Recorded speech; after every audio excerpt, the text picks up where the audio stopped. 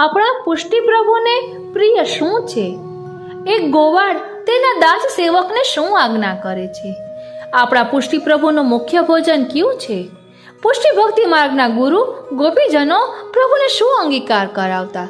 બાલ ભાવથી થતી પ્રભુની સેવામાં મુખ્ય ભોગ કયો છે? તેમજ સિદ્ધાંત રહસ્ય ગ્રંથમાં આપણા પ્રભુએ ઇનડાયરેક્ટલી શું આજ્ઞા કરી છે તેનો ખૂબ જ સુંદર ખુલાસો અહીં આપેલો છે. વાલા વૈષ્ણવો, આજે બપોરે મારી બહેને એક મને PDF મોકલી, ગૌ કલ્યાણ ફાઉન્ડેશન તેમાં લખેલું છે, એટલે જાણે મને એવું લાગે છે કે કિશોરચંદ્ર બાવાશ્રીથી કનેક્ટેડ આ હશે. એટલું સુંદર અહીં ભાવ દર્શન છે. મેં પણ આવું ક્યાંય વાંચ્યું ન હતું. પહેલાં મેં રેકોર્ડ કર્યું, પછી એના સારાંશ રૂપે આપને કહી રહી છું કે એકવાર જરૂરથી સાંભળશો, આપને ખૂબ જ આનંદ આવશે અને પ્રભુની સેવામાં આપ ઘણો સુધારો કરી શકશો.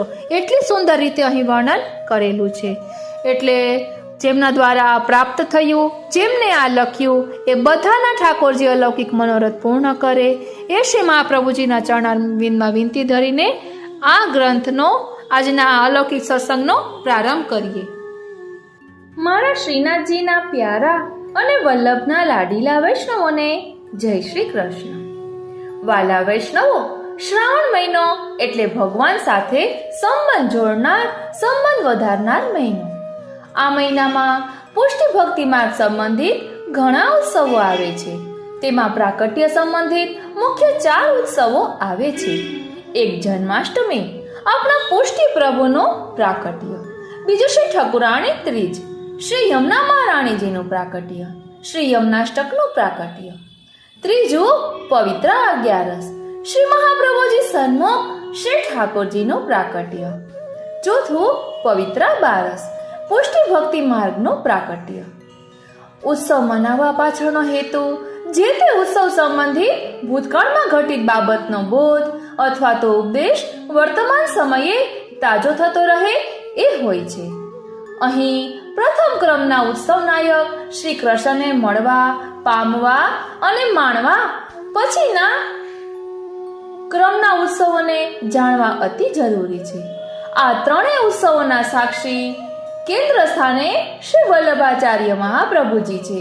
આ બાબત પુષ્ટિ ભક્તિ પ્રાકટ્ય ઉત્સવ દ્વારા શ્રી મહાપ્રભુજીના કૃપા બળે સમજાવવા પ્રયત્ન કરવા જઈ રહ્યા છીએ.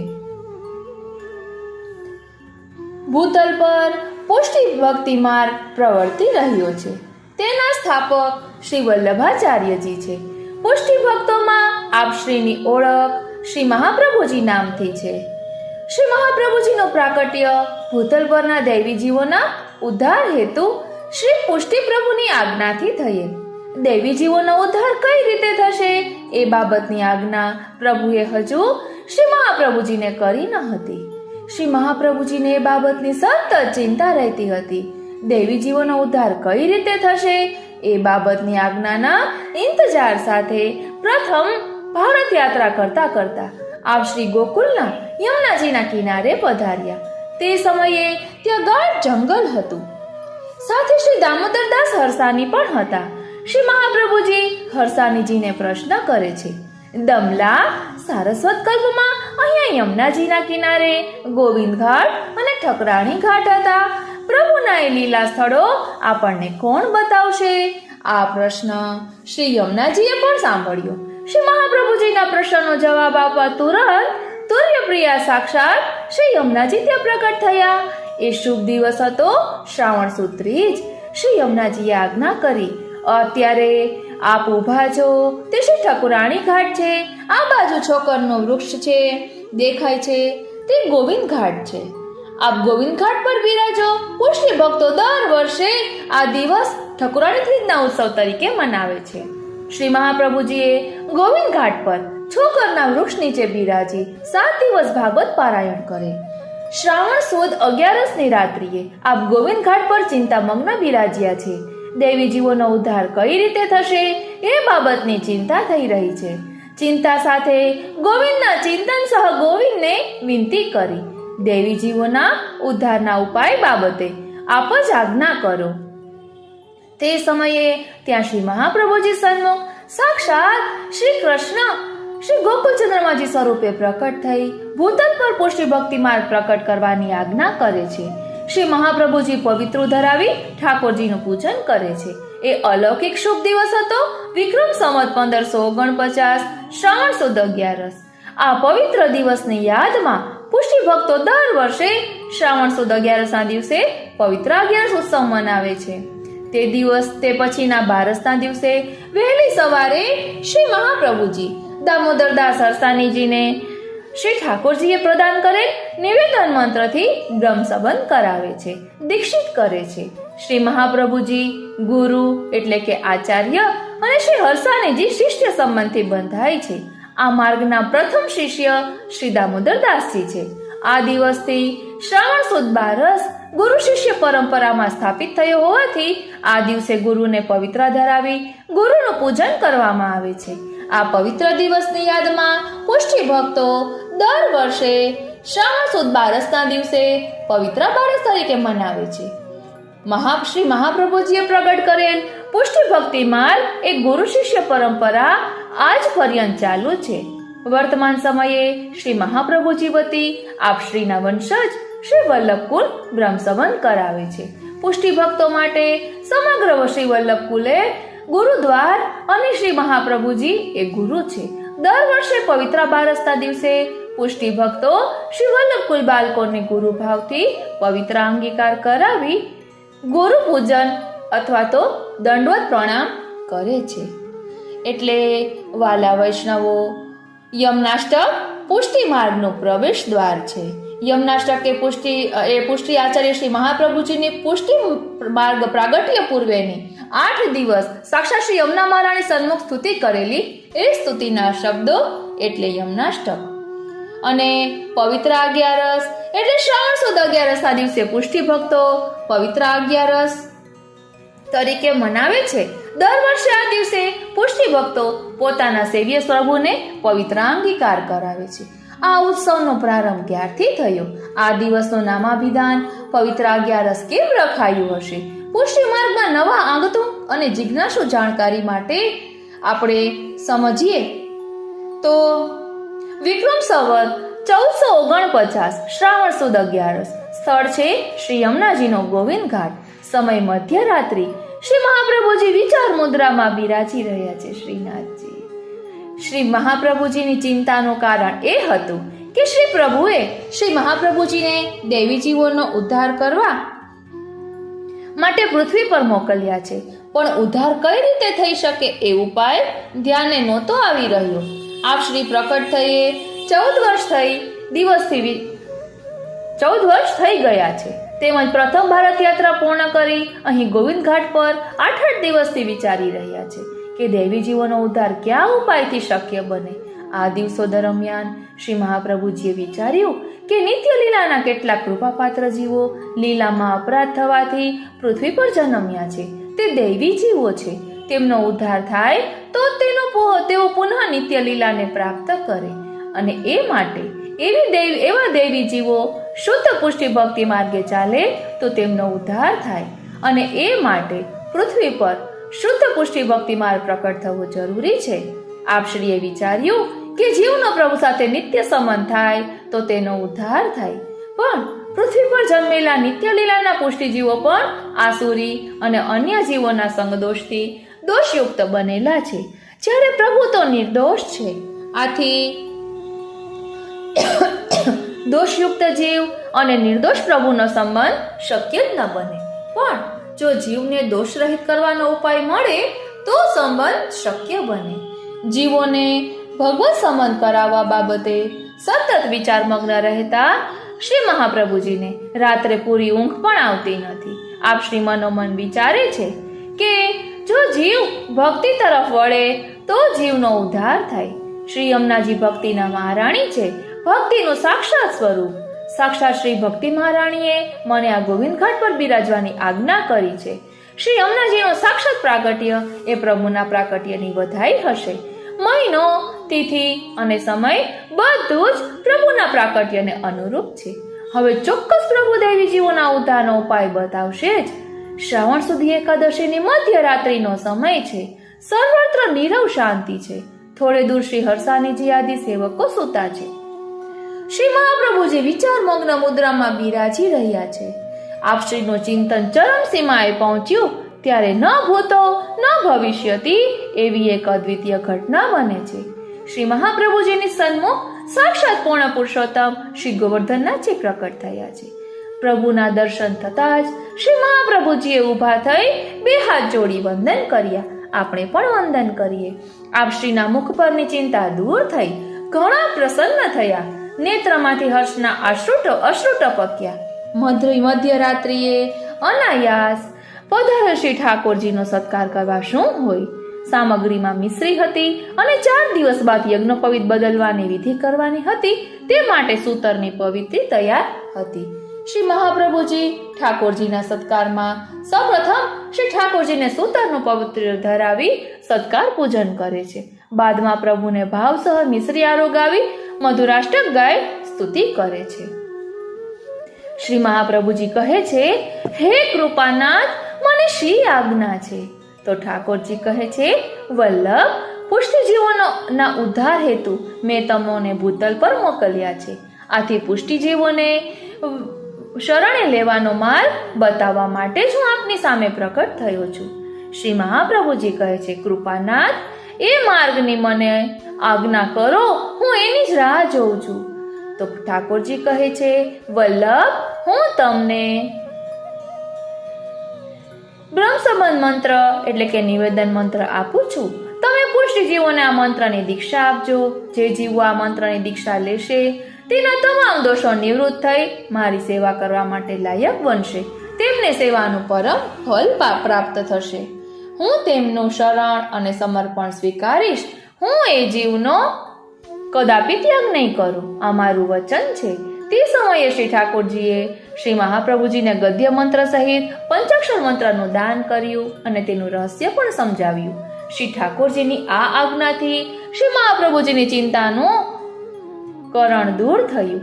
કેમ કે શ્રી ઠાકોરજીએ દેવીજીઓને બ્રહ્મ સંબંધ કરાવવાની આજ્ઞા કરી છે. એ દ્વારા દેવીજીઓનો ઉદ્ધાર થશે. પુષ્ટિ ભક્તિ માર્ગ પ્રગટ થશે. અન્ય ભક્તિ માર્ગોથી પુષ્ટિ ભક્તિ માર્ગ વિશેષ છે. વિશેષતા એ છે કે પુષ્ટિ ભક્તિ માર્ગ માટેની આજ્ઞા નહીં આકાશવાણી દ્વારા, નહીં સ્વપ્ન દ્વારા કે નહીં કોઈ દેવદૂત દ્વારા, પણ સાક્ષાત પ્રભુએ શ્રી મહાપ્રભુજી સન્મુખ પ્રકટ થઈને કરેલ છે. આ અલૌકિક પ્રસંગ શ્રાવણ સુદ 11ના રોજ બનેલ અને તે સમયે શ્રી મહાપ્રભુજીએ શ્રી ઠાકોરજીના સત્કારમાં પવિત્રો ધરાવી. આથી પુષ્ટિ ભક્તો દર વર્ષે આ દિવસને પવિત્ર 11 ઉત્સવ તરીકે મનાવે છે અને એ દિવસે પુષ્ટિ ભક્તો પોતાના સેવ્ય પ્રભુને પવિત્ર અંગીકાર કરાવે છે. શ્રાવણ સુદ 11, સ્થળ ગોવિંદ ઘાટ, સમય મધ્યરાત્રિ અને શ્રી મહાપ્રભુજી ઠાકોરજીને પવિત્ર અંગીકાર કરાવી મધુરાષ્ટકથી ઠાકોરજીની સ્તુતિ કરે છે. શ્રી ઠાકોરજી મહાપ્રભુજીને દેવીજીઓના ઉદ્ધાર માટે બ્રહ્મ સંબંધ મંત્રની આજ્ઞા અને બ્રહ્મ સંબંધ એટલે શું તેની સમજ આપે છે. શ્રી ઠાકોરજીનું લીલા પરિકર સહ પ્રાકટ્ય છે. લીલા પરિકર સહ પ્રાકટ્ય હોવાથી ત્યાં ગાયની હાજરી પણ છે. પ્રમાણ શ્રી મધુરાષ્ટકથી શ્રી ઠાકોરજી પછીની સ્તુતિ કરે છે. શ્રી ઠાકોરજીની સ્તુતિ કરે છે. આ સ્તુતિ પ્રત્યક્ષ થઈ રહી છે. શ્રી ઠાકોરજી સન્મુખ ઊભા છે અને શ્રી મહાપ્રભુજી સ્તુતિ કરી રહ્યા છે. મધ્યરાત્રિએ શ્રી મહાપ્રભુજીના નયનોએ પ્રત્યક્ષ જે મધુરતા માણી તે શબ્દોની શ્રી ઠાકોરજી સન્મુખ શ્રી મહાપ્રભુજીએ જે અભિવ્યક્તિ સ્તુતિ કરી તે મધુરાષ્ટક. વારી જાઉં, બલિહારી જાઉં અને શું કરી જાઉં. વાલા વૈષ્ણવો ધ્યાન આપજો.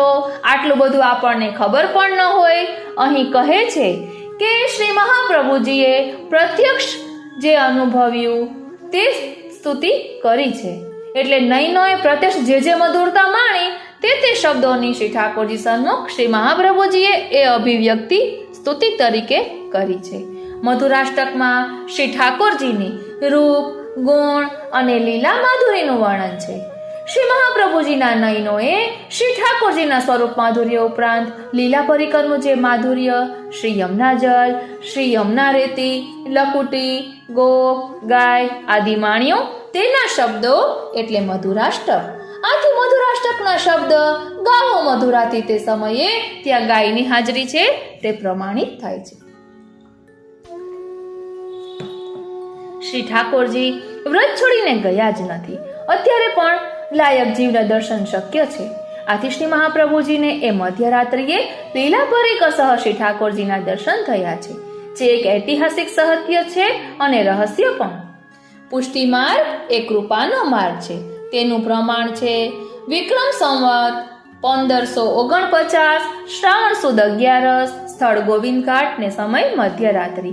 મધ્યરાત્રિએ જ્યારે શ્રી ઠાકોરજી શ્રી મહાપ્રભુજી સન્મુખ પ્રકટ થઈ પુષ્ટિ ભક્તિ માર્ગ પ્રકટ કરવાની આજ્ઞા કરી રહ્યા છે, ત્યારે શ્રી મહાપ્રભુજીને શ્રી ઠાકોરજીના લીલા પરિકર સહ દર્શન અને ઉપદેશના શબ્દો સંભળાયા છે.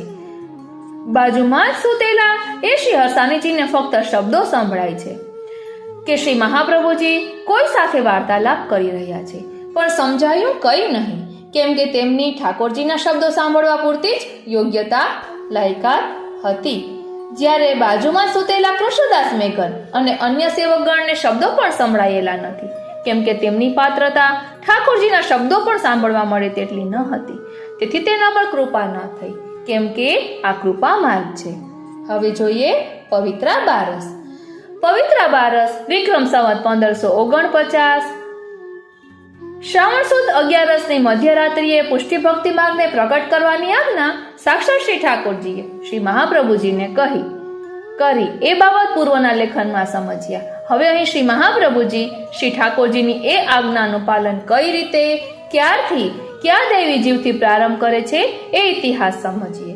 દૈવી જીવોને બ્રહ્મ સંબંધથી દીક્ષિત કરવાની આજ્ઞા આપીને ઠાકોરજી શ્રી મહાપ્રભુજી સન્મુખથી અંતર ધ્યાન થયા. આવી અદ્ભુત દિવ્ય અલૌકિક આનંદ માણ્યા બાદ શ્રી મહાપ્રભુજીને નિદ્રા તો શાની આવે?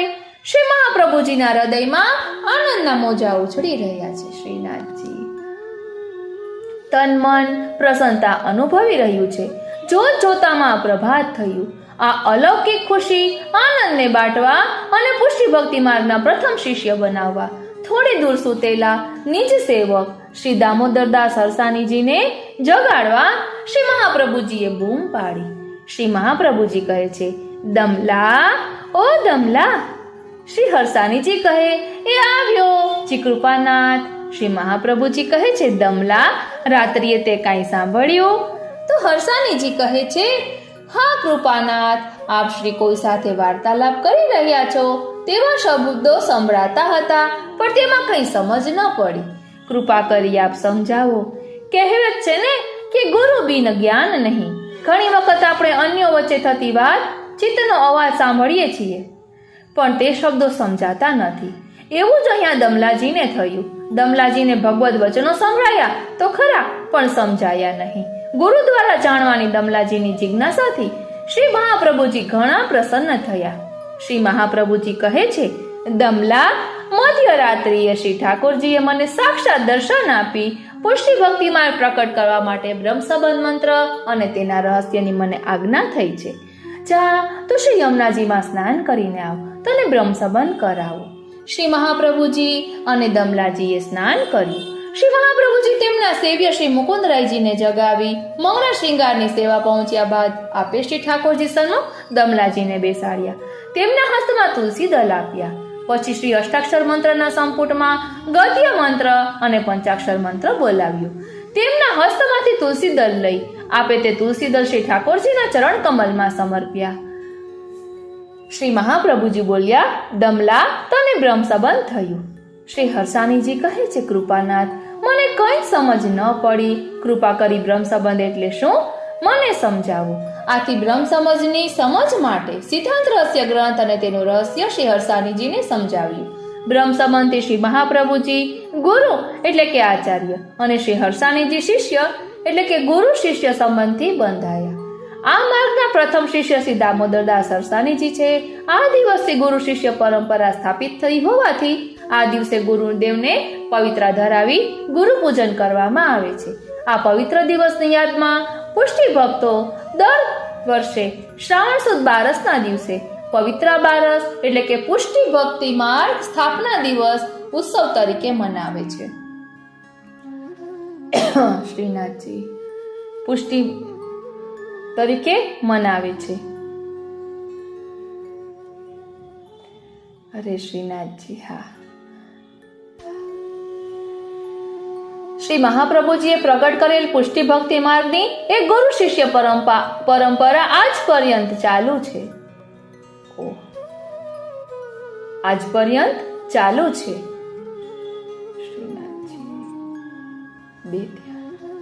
વર્તમાન સમયે શ્રી મહાપ્રભુજી વતી આપશ્રીના વંશ શ્રી વલ્લભકુલ બ્રહ્મસંબંધ કરાવે છે. પુષ્ટિ ભક્તો માટે સમગ્ર શ્રી વલ્લભકુલ એ ગુરુદ્વાર અને શ્રી મહાપ્રભુજી એ ગુરુ છે. દર વર્ષે પવિત્ર બારસના દિવસે પુષ્ટિ ભક્તો શ્રી વલ્લભકુલ બાળકોને ગુરુ ભાવથી પવિત્ર અંગીકાર કરી ગુરુ પૂજન દંડવત પ્રણામ કરે છે.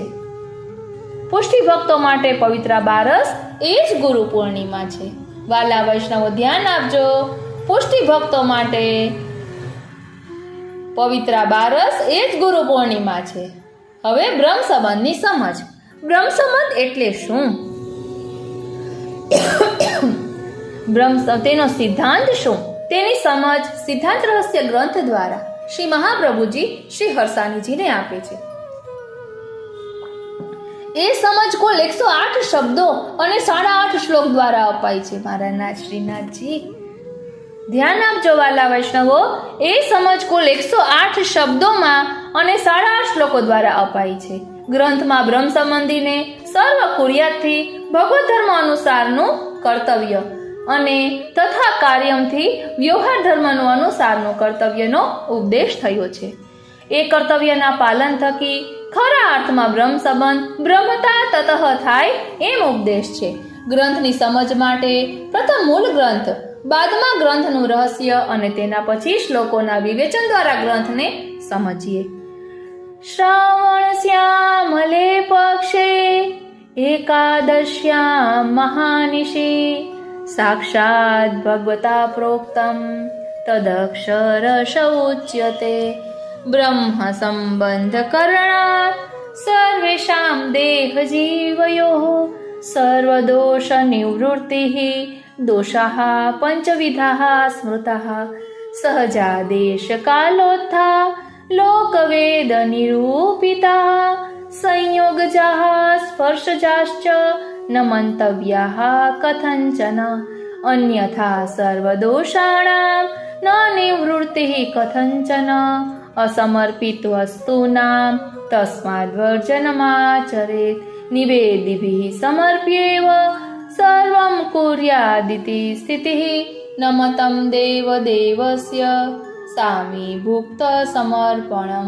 તસ્માદાદૌ સર્વકાર્યે સર્વવસ્તુ સમર્પણમ દત્તાપહાર વચનમ તથા ચ સકલમ હરે ન ગ્રાહ્યમિતિ વાક્યમ હિ ભિન્ન માર્ગ પરમ મતમ સેવકાનામ યથા લોકે વ્યવહારઃ પ્રસિદ્ધ્યતે તથા કાર્યમ સમર્પ્યેવ સર્વેષાં બ્રહ્મતા તતઃ ગંગાત્વં સર્વદોષાણાં ગુણદોષાદિવર્ણનાत् ગંગાત્વેન નિરૂપ્યા સ્યાत् તદ્વદત્રાપી ચૈવ હિ. આમ કુલ શબ્દ 108 છે. સર્વ કુર્યાત દ્વારા ભગવત ધર્મ કહ્યો તથા કાર્ય દ્વારા વ્યવહાર ધર્મ કહ્યો અને તેના બરાબર બ્રહ્મતા એટલે પુષ્ટિફલ કહ્યું. સિદ્ધાંત રહસ્ય ગ્રંથનું રહસ્ય.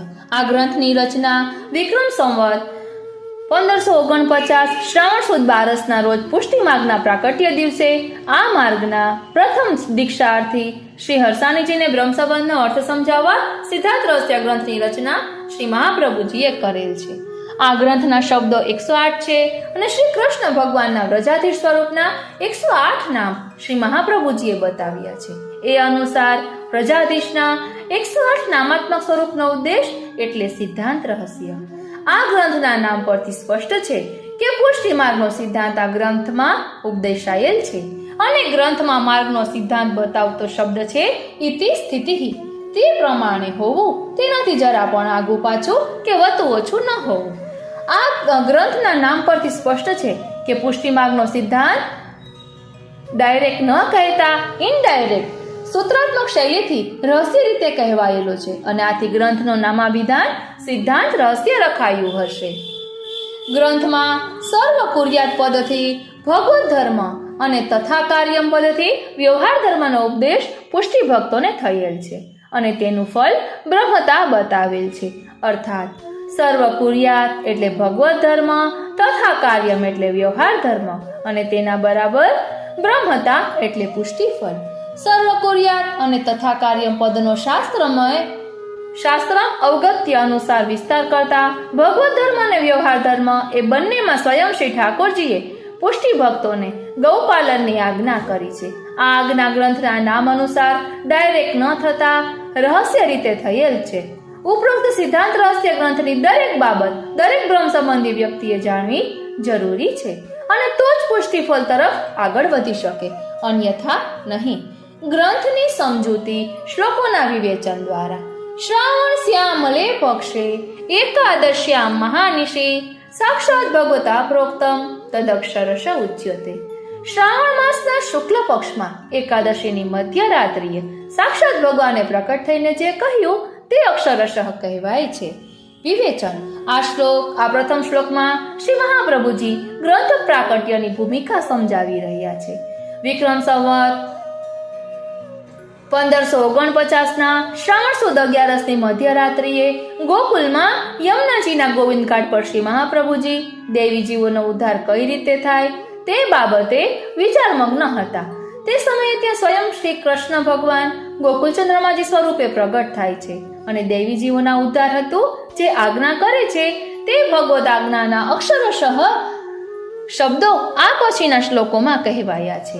એમ શ્રી મહાપ્રભુજી આ પ્રથમ શ્લોક માધ્યમથી પુષ્ટિ ભક્તોને જણાવી રહ્યા છે. આથી આ ગ્રંથ એ શ્રુતિ ગ્રંથ છે, ભગવદ વાણી છે. ગ્રંથનો ઉપદેશ એ દરેક પુષ્ટિ ભક્તો બ્રહ્મ સંબંધીઓને શ્રી કૃષ્ણ ભગવાનની પ્રત્યક્ષ આજ્ઞા છે. પણ ગ્રંથના નામકરણ અનુસાર એ આજ્ઞા એક રહસ્ય રૂપે પ્રભુએ આપી હોવાથી એ રહસ્ય શું છે એ આગળના શ્લોકો દ્વારા સમજીએ. બ્રહ્મ સંબંધ કરણાત સર્વેષામ દેવ જીવયો સર્વદોષ નિવૃત્તિ દોષાહ પંચવિધા સ્મૃતા. બ્રહ્મ સંબંધ કરવાથી નિવેદન મંત્રથી પ્રભુ સમક્ષ પ્રભુના દાસત્વનો સ્વીકાર કરવો તે દેહ અને જીવના બધા દોષોની નિવૃત્તિ ચોક્કસ થાય છે. સ્મૃતિ શાસ્ત્રમાં 5 પ્રકારના દોષો બતાવાયા છે. વિવેચન. શ્રી મહાપ્રભુજી શ્રી દામોદરદાસ સરસાનીજીને સૌપ્રથમ બ્રહ્મ સંબંધ કરાવે છે પવિત્રા બારસના દિવસે અને ત્યારબાદ બ્રહ્મ સંબંધ એટલે શું તેની સમજ માટે સિદ્ધાંત રહસ્યથી ઉપદેશ કરે છે. બ્રહ્મ સંબંધ એટલે પ્રભુ સમક્ષ વાચિક એટલે કે બોલીને કબૂલાતથી પોતાના દાસત્વનો સ્વીકાર જે પ્રભુ સમક્ષ શ્રી વલ્લભકુલ મારફતે નિવેદન મંત્ર બોલાવીને કરાવાય છે. આ શ્લોકના માધ્યમથી શ્રી મહાપ્રભુજી શ્રી હરસાનીજીને માધ્યમ બનાવી દરેક બ્રહ્મ સંબંધીને સમજાવે છે કે બ્રહ્મ સંબંધ કરવાથી શ્રુતિ શાસ્ત્રમાં જે 5 પ્રકારના દોષો બતાવેલ છે તે બધા દોષો સ્થૂળ શરીર અને સૂક્ષ્મ શરીરના થી બ્રહ્મ સંબંધી નિવૃત્ત થાય છે. પ્રભુ સેવામાં તે બાધક થતા નથી. પ્રભુ સેવા એટલે નિવેદન મંત્રથી પ્રભુ સમક્ષ સમર્પણની જે વાચિક એટલે કે બોલીને કબૂલાત કરી છે તે સમર્પણ કાયિક એટલે કે શરીરથી કરવું અર્થાત હું પ્રભુનો દાસ છું ની વાચિક કબૂલાતને શરીરથી અમલમાં મૂકવાનું બ્રહ્મ સંબંધીનું કર્તવ્ય એટલે વાસ્તવિક દાસ ધર્મ તે પ્રભુ સેવા. બ્રહ્મ સંબંધી જીવ કૃષ્ણના કયા સ્વરૂપનું દાસત્વ સ્વીકારે છે? વ્રજાધીશ સ્વરૂપનું, મથુરાધીશ સ્વરૂપનું કે દ્વારકાધીશ સ્વરૂપનું? તો તેનો જવાબ છે વ્રજાધીશ સ્વરૂપનું. કેમ કે તેની સ્પષ્ટતા માટે શ્રી પ્રભુચરણ ગુસાઈજીના ચતુર્થ લાલજી એ નિવેદન મંત્રમાં ગોપીજન વલ્લભનો ઉમેરો કરેલ છે. શ્રી મહાપ્રભુજી પણ સર્વદા સર્વભાવેન ભજનીયો વ્રજાધિપ થી વ્રજાધીશ સ્વરૂપની સેવા કરવાની સ્પષ્ટતા કરી છે. એટલે કે બ્રહ્મ સંબંધથી જીવ શ્રી કૃષ્ણના વ્રજાધીશ સ્વરૂપ એટલે કે ગોપીજન વલ્લભ સ્વરૂપ 11 વર્ષથી નાની વયના કૃષ્ણ ગાયો ચરાવતા ગોપાલ કૃષ્ણનું સ્વરૂપનું દાસત્વ સ્વીકારે છે. દાસનો ધર્મ અથવા તો ફરજ એ છે કે સેવા સમર્પણ ગોપાલ કૃષ્ણ સ્વરૂપને અનુકૂળ હોય તેમને સંતોષ થાય તે પ્રકારનું હોવું જોઈએ. શ્રી મહાપ્રભુજીએ પણ સેવાની વ્યાખ્યા આપી છે સ્વામીને સંતોષ થાય તે સેવા. પછી આગળ કહે છે, સહજાદેશ કાલોત્થા લોક વેદ નિરૂપિતા સંયોગજાહ સ્પર્શજાશ્ચ ન મંતવ્યઃ કથંચન. લોકવેદમાં કહેલા સહજ દોષ, દેશ અથવા કાલના પ્રભાવથી ઉત્પન્ન થતા દોષ, સંયોગથી થતા દોષ અને સ્પર્શથી લાગતા દોષને બ્રહ્મ સંબંધ થયા બાદ કોઈ પણ પ્રકારે માનવા નહીં, એટલે કે એમની ચિંતા કરવી નહીં. વિવેચન. આ શ્લોકથી શ્રી મહાપ્રભુજી બ્રહ્મ સંબંધીને એટલે કે પુષ્ટિ ભક્તને એમ સમજાવે છે કે બ્રહ્મ સંબંધ પહેલાના આ 5 પ્રકારના જીવના દોષો બ્રહ્મ સંબંધ થયા બાદ કોઈ પણ પ્રકારે પ્રભુ સેવામાં બાધક બનશે નહીં, એટલે કે તેને માનવા નહીં, તેની ચિંતા ન કરવી, કારણ કે કૃષ્ણ દોષ રહિત છે. બ્રહ્મ સંબંધ થવાથી નિવેદન મંત્રના પ્રભાવથી એ ગુણ જીવાત્મામાં પણ આવે છે. જે રીતે લોહ ચુંબક સાથે અન્ય લોખંડનો સંબંધ થતા તે લોખંડમાં પણ ચુંબકત્વ ગુણ આવે છે, તે રીતે પણ જેવું લોહ ચુંબક લોખંડથી દૂર થાય, સંબંધ ન રહે તો તુરંત લોખંડ ચુંબકત્વ ગુણ ગુમાવી દે છે. એ જ રીતે બ્રહ્મ સંબંધ બાદ પ્રભુથી વિમુખ રહીએ, સંબંધ ન રાખીએ તો ફરી પાછા 5 પ્રકારના દોષો જીવાત્મા પર હાવી બને છે. એ ગુણ કાયમ રાખવા પ્રભુ સાથે સંબંધ કાયમ રાખવો જરૂરી છે. આથી શ્રી મહાપ્રભુજીની આજ્ઞા છે કૃષ્ણ સેવા સદા કાર્ય, અને એ જ પુષ્ટિ ભક્તિનો મુખ્ય સિદ્ધાંત છે. પછી આગળ કહે છે, અન્યથા સર્વ દોષાણામ ન નિવૃત્તિ કથંચન અસમર્પિત વસ્તુના તસ્માદ વર્જન માચરેત. બ્રહ્મ સંબંધ કર્યા વગર બીજી કોઈ પણ રીતે સર્વ દોષોની નિવૃત્તિ થતી નથી. તેથી બ્રહ્મ સંબંધી વૈષ્ણવે અસમર્પિત વસ્તુઓનો ત્યાગ કરવો. વિવેચન. સેવા માટે પ્રભુ સાથે વાસ્તવિક સંબંધ બાંધવા માટે પ્રથમ વાચિક બ્રહ્મ સંબંધ, જેને શ્રી વલ્લભકુલ દ્વારા અપાય છે, તે કરવું આવશ્યક છે, કેમ કે તેનાથી જીવાત્માના દોષો નિવૃત્ત થાય છે. સેવા માટે જીવના દોષોની નિવૃત્તિ થવી જરૂરી હોય છે. અન્ય બીજી રીતે પ્રાયશ્ચિત આદિ કરવાથી દોષોની નિવૃત્તિ થતી નથી, કેમ કે સમાન ગુણ વાળાનો જ સંબંધ થાય છે, કાયમ રહે છે. લૌકિક ઉદાહરણ, જે સત્સંગી જીવ હશે તે સત્સંગ થતો હશે ત્યાં જશે, તેની સાથે સંબંધ રાખશે. જુગાર ચાલતો હશે ત્યાં નહીં જાય. એથી વિપરીત કદાચ જુગારી સત્સંગમાં આવશે તો પણ તેનો સંગદોષ તેને કાયમ સત્સંગમાં નહીં રહેવા દે. સિદ્ધાંત. સમાન ગુણી વાળાનો સંબંધ કાયમ રહે છે. આથી શ્રી મહાપ્રભુજી આ શ્લોકમાં એમ સમજાવી રહ્યા છે કે બ્રહ્મ સંબંધ બાદ થયેલ દોષોની નિવૃત્તિ જે પ્રભુ સાથે સંબંધ કાયમ રાખવા માટે જરૂરી હોય છે, યથાવત રહે તે માટે બ્રહ્મ સંબંધીએ અસમર્પિત વસ્તુઓનો ત્યાગ કરવો. અસમર્પિત વસ્તુમાં બ્રહ્મનો ગુણ નિર્દોષતા ન હોવાથી જો બ્રહ્મ સંબંધી અસમર્પિત વસ્તુનો ઉપયોગ કરે તો તે પ્રભુ સેવા માટે જરૂરી નિર્દોષતા માટે બાધક બને છે. ભગવત ધર્મ અનુરોધી સમર્પણ. નિવેદિભિ સમર્પ્યેવ સર્વં કુર્યાદિતિ સ્થિતિ ન મતમ દેવ દેવસ્ય સામીભુક્ત સમર્પણમ. નિવેદિભિ એટલે પ્રભુને નિવેદિત બ્રહ્મ સંબંધીએ, સમર્પ્યેવ એટલે સમર્પણ ભાવથી પ્રજાતિ પ્રત્યે, એટલે બ્રહ્મ સંબંધી દરેક કાર્ય શ્રી કૃષ્ણને સમર્પણ ભાવથી જ કરવા. તે પુષ્ટિ ભક્તિનો સિદ્ધાંત છે, મર્યાદા છે. પણ શ્રી કૃષ્ણને અર્ધ ભોગવેલી વસ્તુ કે કાર્યનું સમર્પણ કરવું એ પુષ્ટિ માર્ગીય મત કે પ્રણાલી નથી. વિવેચન. અહીં સર્વ કુર્યત શબ્દથી દરેક કાર્ય સમર્પણ ભાવથી જ કરવાની આજ્ઞા છે, નહીં કે વસ્તુના સમર્પણની. કાર્યની અંતર્ગત વસ્તુનું સમર્પણ આવી જ જાય છે, કારણ કે કાર્ય સાથે વસ્તુ સંલગ્ન એટલે કે જોડાયેલી હોય છે. તેથી તસ્માદાદૌ સર્વ કાર્યે સર્વ વસ્તુ સમર્પણ આજ્ઞા આગળના શ્લોકમાં થયેલી છે. તેથી અહીં શ્લોક અંતર્ગત ગોપાલ કૃષ્ણને કાર્ય અને વસ્તુ એમ બંનેના સમર્પણની આજ્ઞા થયેલી છે. આ શ્લોકમાં બ્રહ્મ સંબંધીનું પ્રભુ પ્રત્યેનું કર્તવ્ય શું કરવું અને શું ન કરવું નો સિદ્ધાંત સ્પષ્ટ કર્યો છે, અર્થાત ભગવત ધર્મનો ઉપદેશ કર્યો છે. એ ભગવત ધર્મ સમજતા પહેલા સમર્પણનો સિદ્ધાંત સમજીએ. સમર્પણનો સિદ્ધાંત. સમર્પણની આજ્ઞા તો શ્રીમદ ભગવદ્ ગીતામાં પણ થઈ છે અને શ્રીમદ ભાગવતમાં પણ થઈ છે. આ બંને ગ્રંથોમાં થયેલ સમર્પણની આજ્ઞા અને સિદ્ધાંત રહસ્યોક્ત સમર્પણની આજ્ઞામાં શું તફાવત છે અથવા તો શું વિશેષતા છે તે જોઈએ. ભગવદ્ ગીતામાં પત્ર, પુષ્પ, ફલ, જલ વગેરે ભક્તયા પ્રયચ્છતિથી ભગવાનને ભક્તિથી અર્પણ કરવાની વાત કહેવાય છે. ભગવાનને અર્પણ કરવાનો પ્રકાર પૂજા માર્ગમાં છે. જ્યારે પુષ્ટિ ભક્તિ માર્ગમાં પૂજાને સ્થાને સેવાનો પ્રકાર છે અને સેવાનો સિદ્ધાંત અર્પણ નહીં પણ સમર્પણ છે. આથી સિદ્ધાંત રહસ્ય ગ્રંથમાં અર્પણની જગ્યાએ સમર્પણની આજ્ઞા થઈ છે. કાયેન વાચા મનસેન્દ્રી આવ્યા નારાયણાયતિ સમર્પયેત શ્રીમદ ભાગવતનો શ્લોક છે. અર્થાત નારાયણને અર્થે પોતાના શરીરથી, વાણીથી, મનથી, ઇન્દ્રિયોથી, બુદ્ધિથી કે સ્વયં આત્માથી જે કરે છે તે બધું જ નારાયણને સમર્પણ કરવાની આજ્ઞા છે. આ સમર્પણના ભગવત ધર્મ અનુરોધીપણાને વધુ સ્પષ્ટ કરતા શ્રી આચાર્ય ચરણ સિદ્ધાંત રહસ્યમાં આજ્ઞા કરે છે કે ન મતમ દેવ દેવસ્ય સામી ભુક્ત સમર્પણ, અર્થાત દેવના દેવ શ્રી કૃષ્ણને અર્થભુક્ત એટલે કે આપણી વાપરેલી વસ્તુ કે આપણા વિચારે કરાયેલું કર્મ ન સમર્પી શકાય. આમ શ્રી મહાપ્રભુજી સિદ્ધાંત રહસ્ય ગ્રંથમાં શ્રીમદ ભગવદ્ ગીતાના અર્પણના સ્થાને સમર્પણ અને શ્રીમદ ભાગવતોક્ત સમર્પણથી વિશેષ અર્ધમુક્ત સમર્પણ ન કરવું એવી સ્પષ્ટતાથી આજ્ઞા કરેલ છે. બ્રહ્મ સંબંધ વખતે જીવ પ્રભુ સન્મુખ પોતાની કહેવાતી બધી જ અહંતા મમતા જન્ય વસ્તુઓનું વાચિક સમર્પણ કરે છે.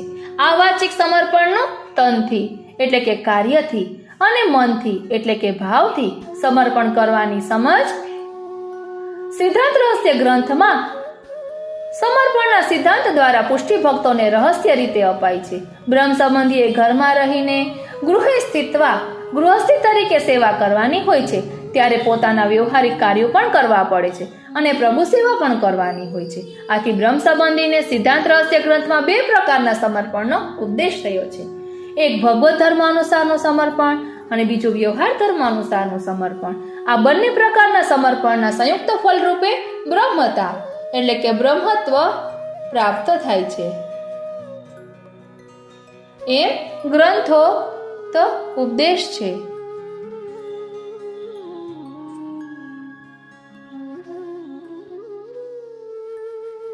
અર્થાત ભગવત ધર્મ વત્તા વ્યવહાર ધર્મ બરાબર બ્રહ્મતા એટલે કે પુષ્ટિ માર્ગીય મોક્ષ.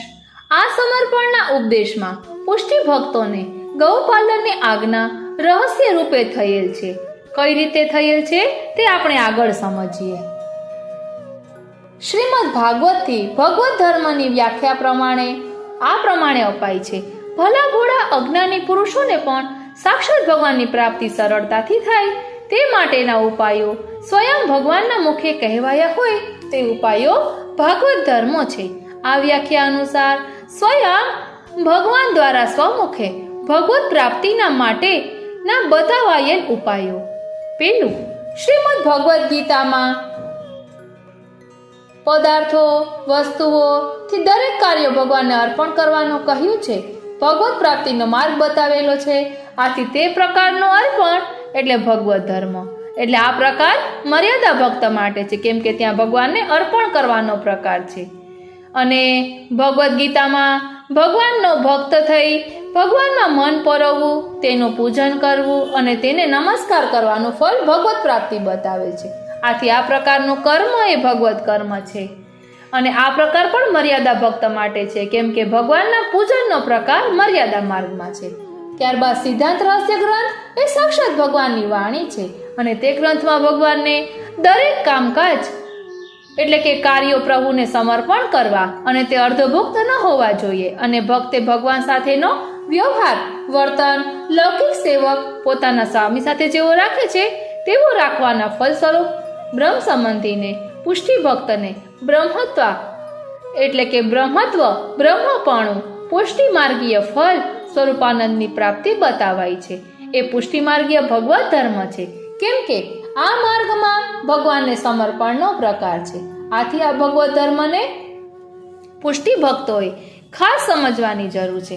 આથી ભગવત ધર્મના અનુરોધે કાર્ય અને પદાર્થો ભગવાનને સમર્પણ કરવાનો જે પ્રકાર સાક્ષાત ભગવાન દ્વારા શ્રી મહાપ્રભુજીને આ ગ્રંથના માધ્યમથી શ્રી ગોકુળચંદ્રમાજી સ્વરૂપ દ્વારા શ્રી મહાપ્રભુજીને જે પ્રકાર બતાવેલો તે બતાવાયેલ તે હવે વિસ્તારથી સમજીએ. વિસ્તારથી એટલા માટે કે આ સમર્પણનો પ્રકાર રહસ્ય રીતે ઉપદેશાયો છે. સમર્પણ શાનું કરવું તે સ્પષ્ટ નથી, એક રહસ્ય છે શ્રીનાથજી. રહસ્ય પેલું શ્રી ગીતોક્ત ભગવત ધર્મમાં ભગવાનને અર્પણ કરી શકાય તે પદાર્થોના નામ અપાયા છે, જેમ કે પત્રમ પુષ્પમ ફલમ આદિ. જ્યારે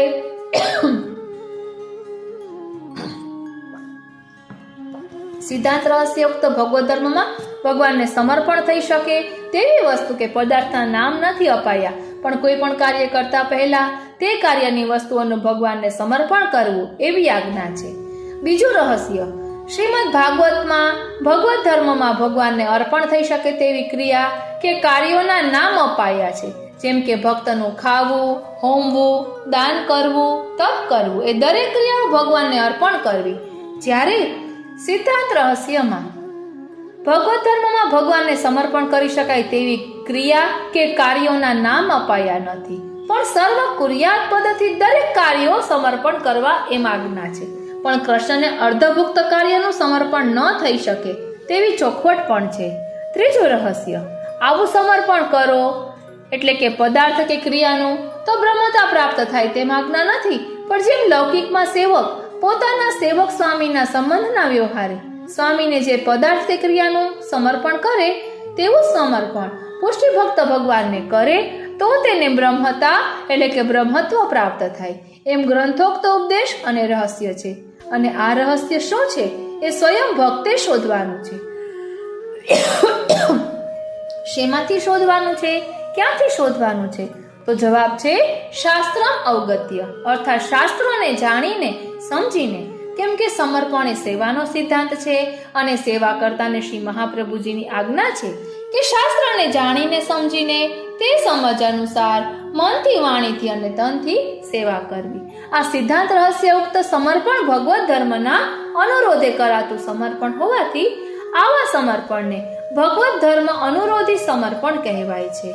ફક્ત અને ફક્ત ભગવાનના નિમિત્તે, ભગવાનના જ હેતુથી, ભગવાનના જ વિચારે, ભગવાનને માટે જે કાર્યો કરવામાં આવે તે ભક્તિ અથવા તો સેવા છે. અને તેવી ભક્તિ વડે જે અર્પણ કરવામાં આવે તે ભગવત ધર્મ અનુરોધી સમર્પણ કહેવાય. અને આ પ્રકારના સમર્પણનો ઉપદેશ સિદ્ધાંત રહસ્ય ગ્રંથના આ 5મા શ્લોકથી થયો છે. ભગવદ્ ગીતામાં પત્રમ પુષ્પમ ફલમનું કહ્યું, પણ અહીં બ્રહ્મ સંબંધીએ ગોપાલ કૃષ્ણની ભક્તિ સેવા માટે દરેક કાર્ય સમર્પણ ભાવથી જ કરવાની છે. તેમજ વ્રજાદીપને કેવું કાર્ય સમર્પણ કરી શકાય, કેવી વસ્તુ સમર્પી શકાય? તો નમતમ દેવ દેવસ્ય સામી ભુક્ત સમર્પણમથી આજ્ઞા છે કે વ્રજાદીપને અર્ધભુક્ત આપણા વિચારે કરાતું કાર્ય કે વસ્તુનું સમર્પણ ન થઈ શકે. અર્ધભુક્ત એટલે આપણા સ્વ માટે, સ્વના વિચારે કરાતું કાર્ય કે આપણી વાપરેલી વસ્તુ પ્રજાદીપને સમર્પણ ન થઈ શકે, પણ પ્રજાદીપ માટે, પ્રજાદીપના સુખના વિચારથી કે વ્રજાદીપને ગમતું કાર્ય જ વ્રજાદીપને સમર્પણ કરી શકાય. વ્રજાદીપનું સુખ શામાં સમાયેલું છે? તો તેનો જવાબ છે કે વ્રજાદીપને ગમતું કાર્ય કરવામાં, વ્રજાદીપને ભાવતું ભોજન સમર્પવામાં. અલગ અલગ વિચારે વ્રજાદીપને ગમતા કાર્યો અનેક હોઈ શકે, પરંતુ તેમને ગમતું મુખ્ય કાર્ય ગૌપાલન જ હતું. કેમ કે તેઓ શ્રીએ 11 વર્ષ અને 52 દિવસ વ્રજમાં બિરાજી ખુલ્લા ચરણે ગાયો ચરાવેલી. ભાવતા ભોજનની વાત લઈએ તો વ્રજાદીપ વ્રજમાં બિરાતા ત્યાં સુધી તેઓ શ્રીનું મુખ્ય ભોજન ગાયનું દૂધ, છાશ, માખણ અને ખીર હતું, જે ગોપાલન વગર સંભવ નથી. કેવું સમર્પણ વ્રજાદીપ સ્વીકારે છે? આપણે સમર્પણ તો કરીએ, પણ આપણે કરેલ સમર્પણનો પ્રભુ દ્વારા સ્વીકાર થવો એ મહત્વનું છે. શ્રી મહાપ્રભુજીએ વ્રજાદીપની સેવા નંદાલયના દૈનિક ક્રમ અનુસારની અર્થાત બાલ ભાવવત કરવાની આજ્ઞા કરી છે.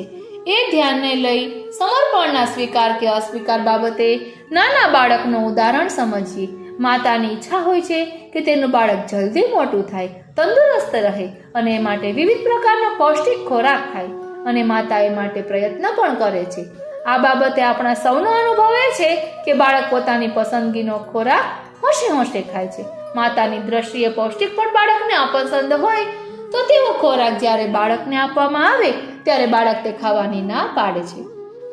બાળકને બોલતા ન આવડતું હોય અને માતા પરાણે બાળકના મુખમાં તેને અપસંદ હોય તેવો ખોરાક મૂકશે તો બાળક રડવા લાગશે. અને મુખમાં મૂકેલ ખોરાક મુખમાંથી બહાર કાઢી નાખશે. જો બાળકના ભોજન માટે તેની સામે 5-7 અલગ અલગ વાનગીઓ મૂકવામાં આવે તો બાળક તેમાંથી તેને પસંદ ભાવતી વાનગી જ ખાશે. બાકીની વાનગી જેમની તેમ પડી રહેશે. આથી પ્રભુ સેવા બાલ ભાવવત કરી રહ્યા હોઈએ ત્યારે આપણા કરેલા સમર્પણનો સ્વીકાર પણ થાય તેવું જ સમર્પણ કરવું યોગ્ય ગણાય. ગીતા વચન ભક્ત્યુપરુતમ અનુસાર ભક્તિ વડે લેવાયેલું અને ભક્તિભાવ પૂર્વક અર્પણ કરાયેલું જ, અને એ પણ પ્રયતાત્મનઃ વાળાનું, એટલે કે જેનો બ્રહ્મ સંબંધ થયો છે તેવો ભક્ત પ્રભુને પસંદગીનું ભોજન સમર્પણ કરે તો પ્રભુ દ્વારા તેનો સ્વીકાર થાય. આથી સમર્પણ કરતા પોતે ભગવત સંબંધ વાળો, ભગવત સંબંધની વિભાવના વાળો હોવો જોઈએ. તેવો ભક્ત ભક્તિભાવપૂર્વક પ્રભુને ભાવતું સમર્પણ કરે છે. તેવું સમર્પણ વ્રજાધિપ સ્વીકારે છે. આવી ભક્તિને શ્રી મહાપ્રભુજી સેવા એવું નામ આપે છે અને સેવાની સુંદર વ્યાખ્યા પણ આપી છે, સ્વામી સંતોષ જનિકા સેવા, જેનાથી આપણા અલૌકિક સ્વામી વ્રજાધિપને સંતોષ અથવા પ્રસન્નતા થાય તે સેવા. વ્રજાધિપના જ નિમિત્તે, વ્રજાધિપના જ હેતુથી, વ્રજાધિપને માટે જ કાર્યો કરવામાં આવે તે ભક્તિ સેવા છે. અને આવી ભક્તિ વડે સમર્પણ થાય તેવું સમર્પણ ભગવત ધર્મ અનુરોધી સમર્પણ કહેવાય છે. આ સિદ્ધાંતમાં જે કાર્યો કે જે વસ્તુનો સમાવેશ કરી શકાય તે બધું જ ભગવત ધર્મ અનુરોધી સમર્પણ છે. જેમ કે મંદિરમાં બુહારી કરવી, જલ ભરવું, વસ્ત્રો માટે કાપડ ખરીદી, વસ્ત્રો બનાવવા, બાળકૃષ્ણને ખીર પ્રિય હતી માટે બજારમાંથી ચોખા ખરીદી લાવવા, તેમાંથી ખીર સિદ્ધ કરવી વગેરે. પણ મને રીંગણનું શાક બહુ પ્રિય છે માટે રસોઈમાં રીંગણનું શાક સિદ્ધ કરવું. ગાયના દૂધની ચા મને ફાવતી નથી માટે ગાયને બદલે ભેંસનું પાલન કરી સેવામાં ભેંસના દૂધનો ભોગ ધરાવવો એ ભગવત ધર્મ અનુરોધી સમર્પણ નથી. આ અર્ધગુપ્ત સમર્પણ છે. આવું સમર્પણ વ્રજાધિપ નથી સ્વીકારતા. ઇતિ સ્થિતિનો અર્થ થાય છે. તે પ્રમાણે હોવું તે ભક્તિ સેવા છે અને તે જ પુષ્ટિ ભક્તિની રીત અથવા તો મર્યાદા છે. અહીં ઇતિ સ્થિતિ વાક્ય સિદ્ધાંતના અર્થમાં છે. ઇતિ સ્થિતિ એટલે તે પ્રમાણે હોવું. તેથી જરા પણ આગુ પાછું કે વધુ ઓછું ન હોવું જોઈએ. તે પુષ્ટિ ભક્તિ છે. તેનાથી આગુ પાછું થાય તો સિદ્ધાંત ન જળવાવાથી પુષ્ટિફળ ન મળે. આ થયો ભગવત ધર્મ અનુસારનો સમર્પણનો સિદ્ધાંત. હવે વ્રજાધિપ શાનાથી પ્રસન્ન થાય? તો તેનો જવાબ છે તેઓ શ્રીને ગમતું કાર્ય કરીએ તો, તેઓ શ્રીને ભાવતું ભોજન સમર્પણ કરીએ તો, તેઓ શ્રીની આજ્ઞાઓનું પાલન કરીએ તો. ગોકુળ લીલા માધ્યમથી ગોપાલનની આજ્ઞા થયેલી છે. પ્રસન્નતાની ત્રણેય બાબતોનો ઉકેલ ગોપાલનમાં સમાયેલો છે.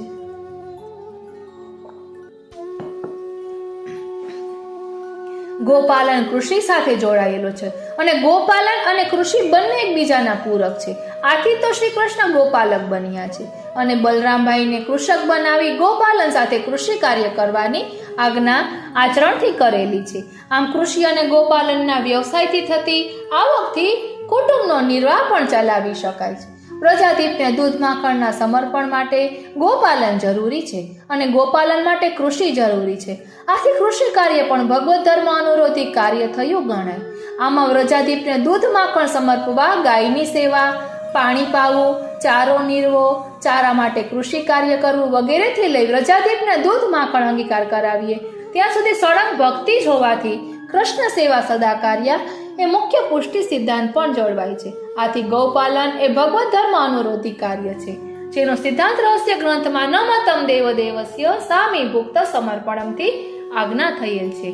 તસ્માદાદૌ સર્વ કાર્યે સર્વ વસ્તુ સમર્પણમ દત્તાપહાર વચનમ તથા ચ સકલમ હરે ન ગ્રાહ્યમિતિ વાક્યમ હિ ભિન્ન માર્ગ પરમ મતમ. તેથી દરેક કાર્યના પ્રારંભે જ બધી વસ્તુઓ પ્રભુને સમર્પણ કરવી, પણ પ્રભુને આપેલું પરત ન લેવું અને શ્રી હરિનું બધું જે છે તે ગ્રહણ ન કરાય તે વચન અન્ય મર્યાદા આદિ માર્ગ માટેનો મત છે. આગળના શ્લોકમાં શ્રી મહાપ્રભુજીએ સમજાવ્યું કે બ્રહ્મ સંબંધીએ દરેક કાર્ય પ્રભુ પ્રત્યે સમર્પણ ભાવથી કરવા, પણ દરેકને સ્વાભાવિક પ્રશ્ન થાય કે કાર્યનું પ્રભુને કઈ રીતે સમર્પણ કરવું. તેના સમાધાન હેતુ આ શ્લોકમાં શ્રી મહાપ્રભુજી સમજાવે છે કે કાર્ય સાથે વસ્તુઓ સંલગ્ન હોય છે. આથી દરેક કાર્યના પ્રારંભે કાર્યની વસ્તુઓ પ્રભુને સમર્પણ કરવી. જે કાર્યનું સમર્પણ થયું એમ પ્રભુ માનશે. પ્રભુ સમર્પણ ન થઈ શકે તેવી વસ્તુઓનું વાચિક એટલે કે મનથી બોલીને નિવેદનથી સમર્પણ કરવું. ધર્મશાસ્ત્રમાં કહેલું છે કે ભગવાનને સમર્પિત કરેલું આપણા ઉપયોગમાં ન લેવું તથા શ્રીહરિને સર્વસમર્પણ કર્યા પછી તે ગ્રહણ ન કરાય. તેનું શું? તો તેના માટે શ્રી મહાપ્રભુજી સમજાવે છે કે એ વાક્ય અન્ય સંપ્રદાય માટે છે, જ્યાં પ્રભુને અર્પણનો પ્રકાર છે. એ સિદ્ધાંત પુષ્ટિ માર્ગ માટે નથી. અહીંયા પુષ્ટિ માર્ગમાં સમર્પણનો પ્રકાર છે. વ્યવહાર અનુરોધી સમર્પણ કઈ રીતે થાય? તો કહે છે, સેવકાનામ યથા લોકે વ્યવહારઃ પ્રસિદ્ધ્યતિ તથા કાર્યમ સમર્પ્યેવ સર્વેષામ બ્રહ્મતા તતઃ. એટલે જે રીતે લૌકિક જગતમાં સેવકોનો પોતાના સ્વામી પ્રત્યે વ્યવહાર પ્રસિદ્ધ છે, તે રીતનું કાર્ય, તે રીતનો વ્યવહાર સમર્પણ ભાવથી પ્રજાતિ પ્રત્યે કરવાથી બધું જ કરતા કાર્ય અને કાર્યની વસ્તુઓ બ્રહ્મરૂપ બને છે. આ સમર્પણમાં પણ તથા કાર્યમથી કાર્ય સમર્પણની આજ્ઞા છે અને વસ્તુનું સમર્પણ કાર્યની અંતર્ગત આવી જ જશે.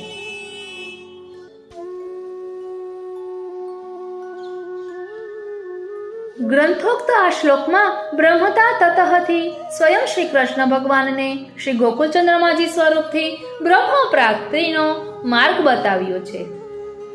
પરંતુ માર્ગ સીધો જ ન બતાવતા એક રહસ્યના રૂપમાં બતાવેલો છે. આમ કરવાથી બ્રહ્મતા મળે એમ સીધી જ આજ્ઞા નથી, પણ સેવકાનામ યથા લોકે વ્યવહારઃ પ્રસિદ્ધ્યતિ. લૌકિક જગતના સેવકોનો પોતાના સ્વામી પ્રત્યેનો જેવો વ્યવહાર વર્તન છે તથા કાર્યમ સમર્પ્યેવ, તે રીતના દરેક કાર્યો, તે રીતનું વર્તન શ્રી વ્રજાધિપને સમર્પવાથી સર્વેષામ બ્રહ્મતા તતઃ, બધું જ કરતા કાર્ય અને કાર્યની વસ્તુઓ બ્રહ્મરૂપ નિર્દોષ બને છે, ગંગાત્વમની માફક. આ શ્લોકમાં લૌકિક જગતના સેવકો પોતાના સ્વામી પ્રત્યે જેવો વ્યવહાર રાખે છે તેવો વ્યવહાર પ્રજાતિ પ્રત્યે બ્રહ્મ સંબંધી રાખે તો તેને બ્રહ્મતા પ્રાપ્ત થાય તેમ કહેવાયું. લૌકિક જગતના સેવકોનો વ્યવહાર કેવો છે એ બતાવવામાં નથી આવ્યું. એ આ શ્લોકનું અને આ ગ્રંથનું રહસ્ય છે. એ રહસ્ય શું છે તે જાણીએ. લૌકિક જગતના સ્વામી સેવકના ઉદાહરણ જોઈએ તો પતિ પત્ની, ગુરુ શિષ્ય, શેઠ નોકર, રાજા પ્રજા, ઉપલા અધિકારી અને નીચલા અધિકારી આદિ છે. આ દરેક સંબંધમાં સેવકનો સ્વામી પ્રત્યેનો વ્યવહાર નીચે મુજબનો હોય છે અથવા તો રાખવો પડે છે. પહેલું, સ્વામીને ગમતું કરવાનું. બીજું, સ્વામીની આજ્ઞાનું પાલન કરવાનું. ત્રીજું, આજ્ઞા લઈને કાર્ય કરવાનું. જ્યારે પોતાને સેવકને ગમતું કરવું હોય ત્યારે, અને જો સેવક તેમ ન કરે તો સેવક સ્વામીનો સંબંધ બરાબર ચાલતો નથી. જેમ કે પતિ પત્ની બાબતમાં દાંપત્ય જીવન બરાબર ન ચાલે અથવા છૂટાછેડામાં પરિણમે. બીજું, ગુરુ શિષ્ય બાબતમાં ગુરુ વિદ્યાજ્ઞાન પૂરું ન બતાવે. શેઠ નોકરની બાબતમાં નોકરને નોકરીમાંથી છુટ્ટી મળે. રજા પ્રજાની બાબતમાં રાજા પ્રજા પર કર વધારી નાખે, વેઠ વધારે કરાવે. અને અધિકારીની બાબતમાં પ્રમોશન ન થવા દે કે બદલી કરાવી નાખે. ઉપરોક્ત પ્રમાણથી સિદ્ધ થાય છે કે આ જગતમાં લૌકિક સેવકોને પોતાના સ્વામી પ્રત્યે ઉપરોક્ત વ્યવહાર રાખવો જ પડે છે. આ એક સ્વામી સેવકના વચ્ચેના વ્યવહારનો સિદ્ધાંત છે. બ્રહ્મ સંબંધથી શ્રી કૃષ્ણનું વ્રજાધિપ સ્વરૂપ અને જીવ સ્વામી સેવકના સંબંધથી બંધાય છે. આથી ઉપરોક્ત ત્રણેય વ્યવહારનું પાલન બ્રહ્મ સંબંધીએ વ્રજાધિપ પ્રત્યે કરવું જોઈએ અને જો તેમ ન કરે તો જ તેને બ્રહ્મતા મળે, પુષ્ટિ માર્ગીય મોક્ષ મળે, વાસ્તવિક રીતે બ્રહ્મ સાથે સંબંધ થાય. હવે આ ત્રણેય વ્યવહાર વિસ્તારથી સમજીએ. સ્વામીને ગમતું કરવાનો વ્યવહાર. બ્રહ્મ સંબંધી જીવ કૃષ્ણના વ્રજાધિપ સ્વરૂપનો દાસ બને છે. બ્રહ્મ સંબંધી જીવ અને વ્રજાધિપ વચ્ચે સ્વામી સેવકનો સંબંધ બંધાય છે. આથી સ્વામી સેવકના વ્યવહારના સિદ્ધાંત અનુસારના આ વ્યવહાર મુજબ બ્રહ્મ સંબંધીએ વ્રજાધિપને ગમે તેવો વ્યવહાર અથવા તો કાર્ય કરવા જોઈએ. વ્રજાધિપને ગાય બહુ પ્રિય હતી અને ગમતું કાર્ય ગોપાલન હતું. માટે બ્રહ્મ સંબંધીએ પણ પોતાના સ્વામીને ગમતું કાર્ય ગોપાલન કરવું જોઈએ. વ્રજાધિપને બંસીનું સંગીત પ્રિય હતું. આથી વ્રજાધિપ સન્મુખ સંગીત માટે કીર્તનાદિ કરવા જોઈએ. વ્રજાધિપને માખણ અત્યંત પ્રિય હતું. ચોરી કરીને પણ ખાધું છે. શ્રીનાથજી એટલે કૃષ્ણ ભગવાનનો જ વ્રજાધિપ સ્વરૂપ. તેવો શ્રીની વાત લઈએ તો શ્રીનાથજી બાવા સ્વયં સદુ પાંડેની દીકરી નરો પાસે ગાયનું દૂધ મંગાવી આરોગતા. તેમજ ગોવર્ધન યાગ વખતે અન્નકૂટ ભોગને મૂકીને શ્રી ગોવર્ધનનાથજી દૂરથી બરસાની બદલાયેલા સખીનું ના ઘરનું તાજું માખણ પ્રથમ આરોગ્ય છે. એ પ્રસંગો બતાવે છે કે વ્રજાધીપને ભાવતું મુખ્ય ભોજન ગાયનું દૂધ અને માખણ હતા. આથી ભોગમાં ગાયનું જ દૂધ માખણ સમર્પવા માટે ગોપાલન કરવું જોઈએ. એ રીતે આ વ્યવહારમાં પ્રજાધીપને ગમતી હોય તેવી બીજી દરેક બાબત પણ આવી શકે. વ્યવહાર બીજો, સ્વામીની આજ્ઞાનું પાલન કરવાનો વ્યવહાર. સ્વામી પોતાના સેવકને શું આજ્ઞા આપે? આના જવાબ માટે સ્વામી સેવક વચ્ચેનો આજ્ઞા બાબતનો એક સિદ્ધાંત જોઈએ. સિદ્ધાંત: સ્વામી હંમેશા પોતાના સેવકને પોતાના ધંધાને અનુલક્ષીને જ કાર્યની આજ્ઞા કરે છે. આ ત્રણેય કાળમાં સત્ય સિદ્ધાંત છે. જેમ કે શેઠ પોતાના નોકરને પોતાના વેપાર સંબંધિત કાર્ય સોંપે, ખેડૂત પોતાના ખેત મજૂરને ખેતીને લગતું જ કાર્ય સોંપે, ગૃહિણી પોતાની કામવાળીને ગૃહ સંબંધી જ કાર્ય સોંપે, તેમ એક ગોવાળ તેના સેવકને ગોપાલનનું જ કાર્ય સોંપે કે બીજું? બ્રહ્મ સંબંધી જીવ બ્રહ્મ સંબંધી કૃષ્ણના પ્રજાધીપ સ્વરૂપનો ગોપાલકનો ગોપાલ કૃષ્ણનો સેવક બને છે. આથી વ્રજાધીપ ગોવાળ પોતાના સેવકને ગોપાલનનું જ કાર્ય સોંપે કે બીજું? ચોક્કસ ગોપાલનનું જ. આથી સેવક સંબંધીએ પોતાના સ્વામી ગોપાલ કૃષ્ણ પ્રત્યેની આજ્ઞા પાલનની ફરજના ભાગરૂપે ગોપાલન કાર્ય અવશ્ય કરવું જ જોઈએ. સામાવાળાને ગમતી કૃતિ કરવાથી કૃપા મળે એ વ્યવહારુ નિયમ છે. તાજ બીબીએ શ્રી ગુસાઈજીને પ્રશ્ન કર્યો કે મારો પતિ હંમેશા મારા વશમાં રહે તે માટે શું કરું? શ્રી ગુસાઈજીએ સુંદર ઉત્તર આપ્યો, પતિ કહે સો કીજીએ, આપું હી બસ હોય. વ્યવહાર ત્રીજો, સ્વામીની આજ્ઞા લેવાનો વ્યવહાર. ઉપરોક્ત શ્લોક 5ના વિવેચનમાં જોયું કે ભગવત ધર્મ અનુરોધી સમર્પણમાં સ્વામીના સુખનો વિચાર મુખ્ય છે. તેમજ કાર્યમાં ભગવાન સિવાય ઇતર કોઈ પણ અર્થ કે હેતુ ન હોય. તેમજ ભગવાનના સુખ માટે લૌકિક કાર્યો કરવાના હોય અને એ લૌકિક કાર્યોથી પ્રસાદ રૂપે જે મળે તેનાથી સેવકનો જીવન નિર્વાહ થાય એ ભગવત ધર્મ છે. અહીંયા શ્લોક 7માં પણ અત્યાર સુધીના વિવેચનમાં વ્યવહાર 1 તથા 2ના ભગવત ધર્મનો મુખ્ય સિદ્ધાંત જળવાય છે.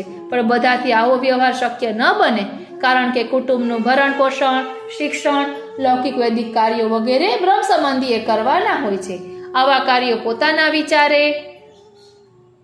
કરવા પડે છે. એટલે સગા સંબંધીઓનો વ્યવહાર સાચવવો, અર્થ ઉપાર્જન કરવું, આ બધું કરવું પડે છે. તો શું આ કાર્યો ન કરીએ તો જીવન નિર્વાહ કેમ ચાલે?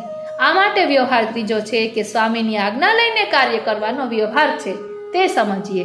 જ્યારે સ્વામીને ગમતું કાર્ય ન હોય કે સ્વામીની આજ્ઞા ન હોય તેવું કાર્ય કરવાનું થાય, અથવા તો પોતાના વિચારે પોતાનું ગમતું કાર્ય કરવાનું થાય, ત્યારે સ્વામીની આજ્ઞા લઈને સેવક કાર્ય કરે છે.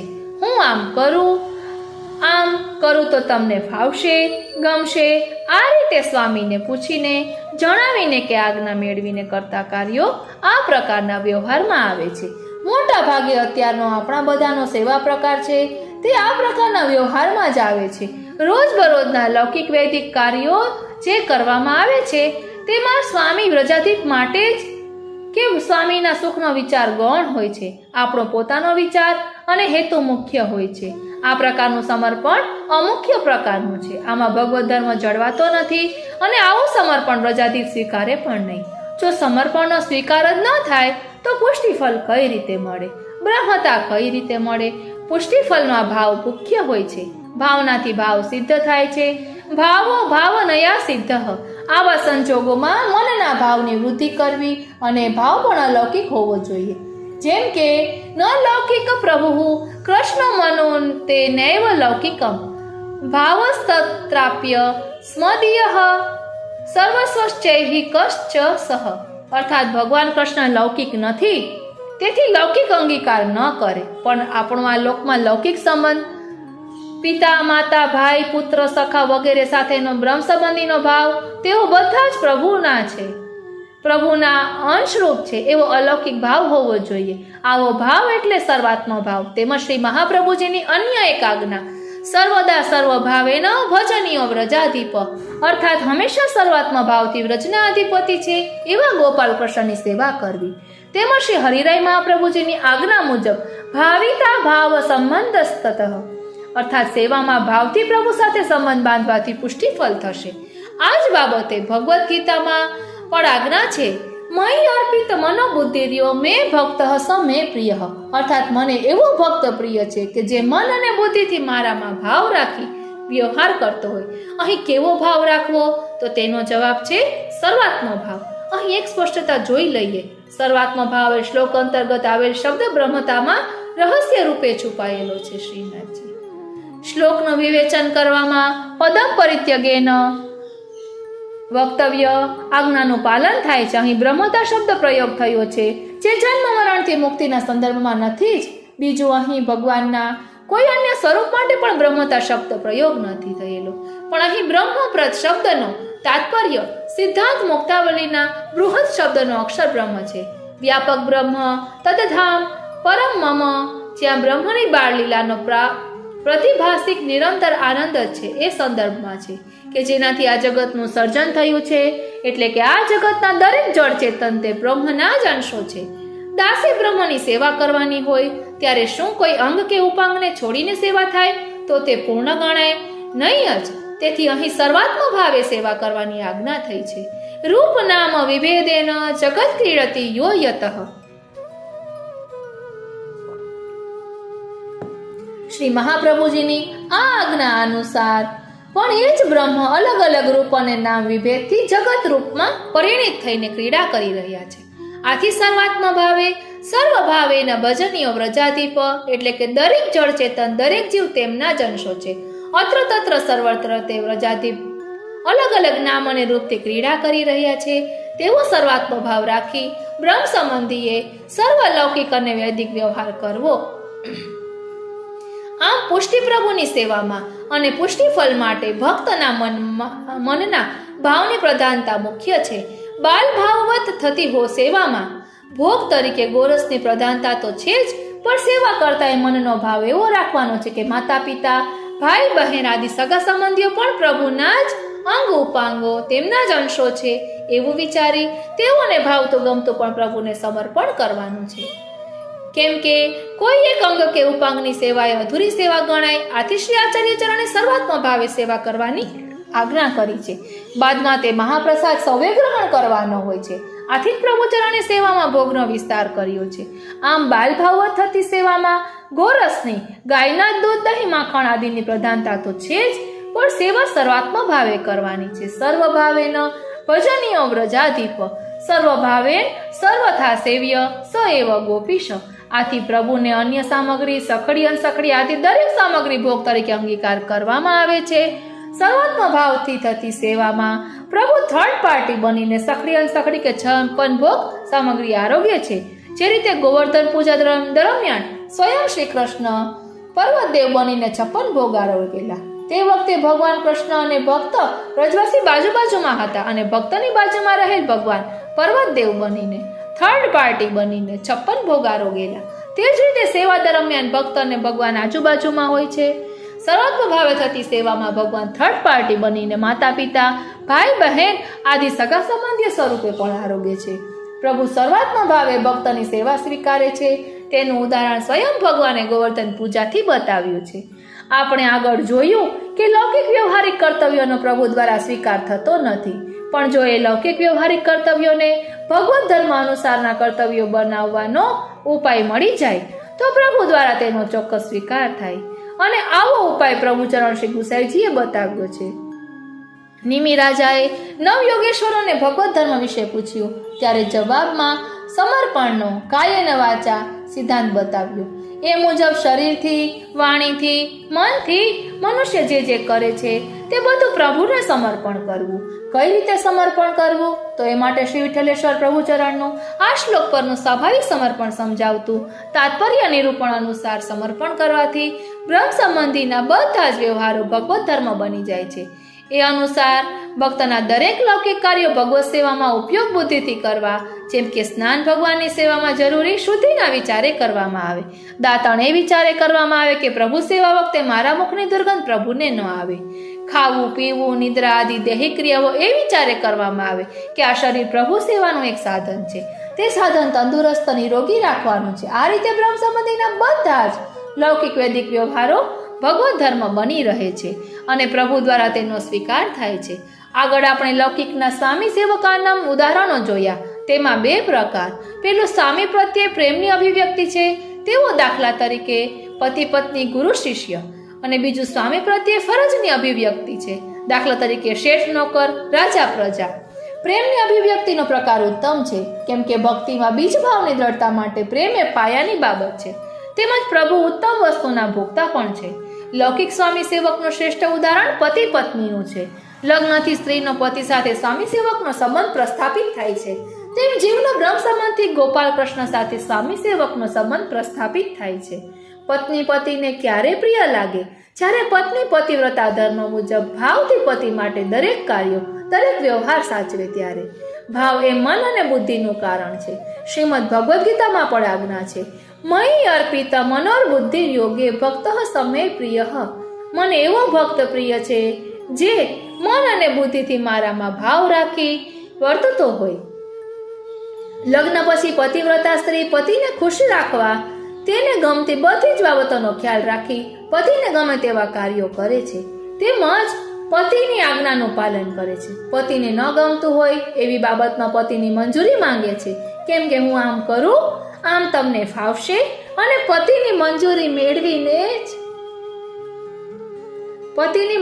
મેળવીને જ દરેક બાબતમાં ખાવું પીવું, સગા સંબંધીઓ મિત્રો દરેક કાર્યોમાં પતિ રાજી રહે, નારાજ ન થાય તેવો વ્યવહાર રાખે છે. વારી જાઉં બલિહારી જાઉં. નિસાધન સંપત્ત્યા હરિસ્તુષ્યતિ કરહિચિત ભક્તાનામ દૈન્યમ એવેક હરિતોષણ સાધનમ. અર્થાત કોઈ સાધન સંપત્તિથી પ્રભુ પ્રસન્ન થતા નથી, પણ ભક્તના દૈન્ય ભાવથી શીઘ્ર પ્રસન્ન થાય છે. બસ એ જ ભાવ અને સ્નેહથી ભગવાન સંબંધી બધી જ બાબતમાં જગત સાથે વ્યવહાર રાખવાથી બધું જ બ્રહ્મરૂપ બને છે. પ્રત્યેક બાબત ભગવત સંબંધિત થવાથી બ્રહ્મરૂપ થઈ જાય છે. કઈ રીતે બ્રહ્મરૂપ બને છે? તો જવાબ છે, યે ધર્મા જીવનિષ્ઠા આનંદ આશ્ચર્ય દયો ભગવદ ઈચ્છયા તિરોહિત તે બ્રહ્મ સંબંધે સતી પુનરાવિર્ભૂતાઃ. અર્થાત ભગવદ ઈચ્છાથી જીવમાંથી તિરોહિત થયેલ આનંદ ધર્મ આગળ બતાવ્યા અનુસાર શ્લોક 5 અને 7 વિવેચન મુજબ સમર્પણ થવાથી, ભગવત ધર્મ અને વ્યવહાર ધર્મનું પાલન કરવાથી, વાચિક નિવેદનનું કાયિક પાલન થઈ ખરા અર્થમાં બ્રહ્મ સંબંધ થાય છે. ફરી પ્રકટ થઈ સચિત રૂપમાંથી સચિદાનંદ રૂપ બને છે. સર્વશા બ્રહ્મતા તતઃ. બધું જ કરતા કાર્ય અને વસ્તુઓ બ્રહ્મરૂપ બને છે. કઈ રીતે બ્રહ્મરૂપ બને છે તેનો ખુલાસો હવે પછીના અંતિમ શ્લોકથી આપે કર્યો છે. ગંગા તોમ સર્વદોષાણામ ગુણ દોષાદિ વર્ણના. ગંગાજીમાં ભળતા અન્ય શુદ્ધ જલ, ઝરણા ગટુરનું જલ આદિ ને ગંગાજીમાં પણું પ્રાપ્ત થઈ એ અન્ય શુદ્ધ જલને પણ ગંગાજલ પણું પ્રાપ્ત થાય છે, અને એ જલના ગુણ દોષાદિનું વર્ણન ગંગાજી રૂપથી જ નિરૂપણ થાય છે. તે અશુદ્ધ જલની ઓળખ ગંગાજલથી જ થાય છે. તેમ અહીં પણ સમજવું બ્રહ્મ સંબંધ બાબતે. આ શ્લોકના માધ્યમથી શ્રી મહાપ્રભુજી એમ સમજાવે છે કે બ્રહ્મ સંબંધ લઈ સમર્પિત જીવન જીવવાથી ભગવત પ્રાપ્તિ થાય છે. આગળના શ્લોકોમાં સમજાવ્યા અનુસાર બ્રહ્મ સંબંધી ભગવત ધર્મ અને વ્યવહાર ધર્મનું પાલન કરે તો બ્રહ્મ સંબંધ લેતા સમયે વાચિક કબૂલાતનું તનથી પાલન થવાથી ખરા અર્થમાં બ્રહ્મ સંબંધી દાસ ધર્મનું પાલન કરે છે, અને તેને બ્રહ્મત્વ અર્થાત બ્રહ્મ જેવા ગુણો, નિર્દોષતા, સમતા, આનંદરૂપતા પ્રાપ્ત થાય છે. સ્વરૂપાનંદની પ્રાપ્તિ થાય છે.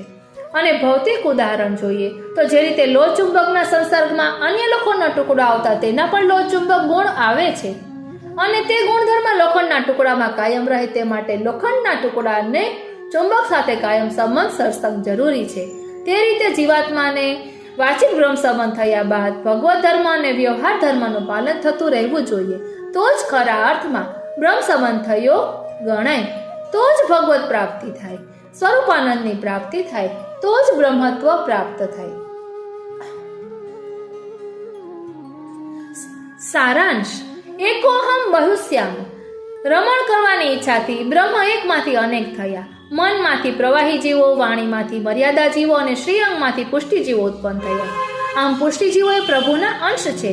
અંશ અંશની સેવા કરે એ સિદ્ધાંત આ પુષ્ટિજીવો પૈકીના નિત્ય લીલાના કેટલાક અંગીકૃત કૃપાપાત્ર જીવો લીલામાં અપરાધ થવાથી પૃથ્વી પર જન્મેલા છે, તેમનો ઉદ્ધાર થાય તો તેઓ ફરી નિત્ય લીલાને પ્રાપ્ત થાય. આવા જીવો શુદ્ધ પુષ્ટિ માર્ગે ચાલે તો જ તેમનો ઉદ્ધાર થાય. આવા દેવી જીવોના ઉદ્ધાર હેતુ શુદ્ધ પુષ્ટિ માર્ગનો ઉપાય બતાવવા શ્રાવણ સુદ 11ની મધ્યરાત્રિએ પ્રભુએ સાક્ષાત પ્રકટ થઈ શ્રી મહાપ્રભુજીને ગદ્ય મંત્ર અને પંચાક્ષર મંત્રનું દાન કરી પુષ્ટિ ભક્તિ માર્ગ પ્રકટ કરવાની આજ્ઞા કરી. પંચાક્ષર મંત્ર હે કૃષ્ણ હું તમારો છું એ ગદ્ય મંત્રનું વિવરણ છે.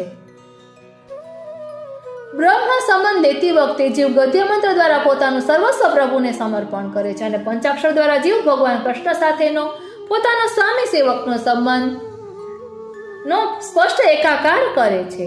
બ્રહ્મ સંબંધથી કૃષ્ણના કયા સ્વરૂપનો સેવક બને છે?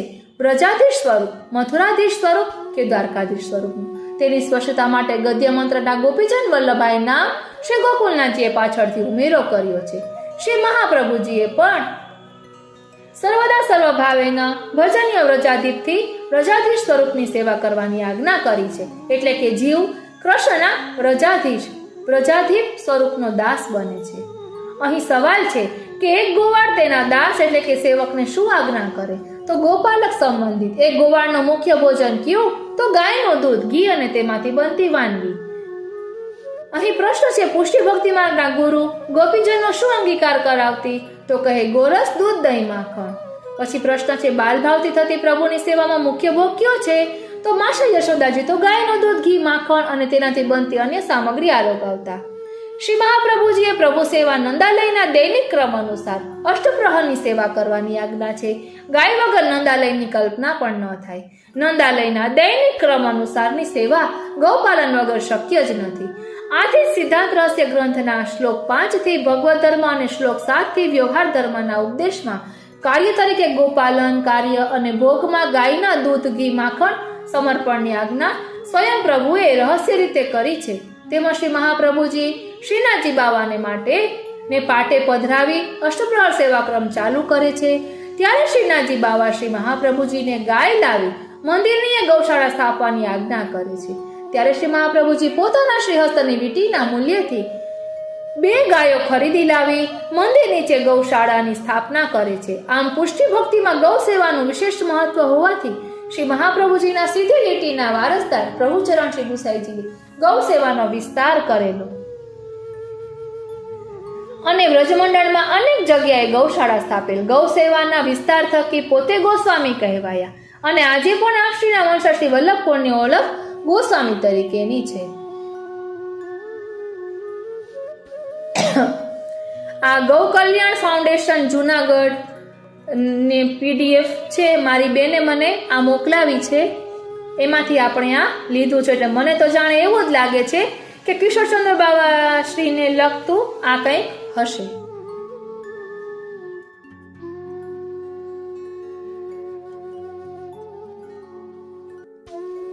વાલા વૈષ્ણવો, આ રીતે આજના અલૌકિક સત્સંગને અહીં જ વિરામ આપીએ.